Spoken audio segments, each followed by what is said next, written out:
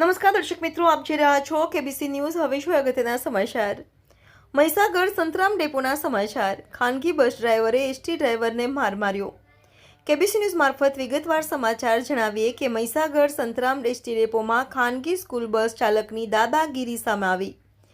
ST bus અને school bus ST સ્ટેન્ડમાં સામસામે આવી જતા બોલચાલ બાદ ખાનગી સ્કૂલ બસના ચાલકે એસટી ડ્રાઈવરને પેટના ભાગે સળીઓ મારી ઈજા પહોંચાડી. સાણંદથી કુશલગઢ જતી એસટી બસના ડ્રાઈવર કંડક્ટર સાથે બની ઘટના. એસટી બસના ડ્રાઈવર જીતેન્દ્રસિંહ ઝાલમસિંહ ઝાલાને પેટના ભાગે ખાનગી સ્કૂલ બસ ચાલકે ઈજા પહોંચાડી. સંતરામપુર પોલીસ મથકમાં ખાનગી સ્કૂલ બસ ચાલક વિરુદ્ધ ફરિયાદ. રિપોર્ટર મુસ્તાકભાઈ મેઘાણી, કેબીસી ન્યૂઝ, ભાવનગર.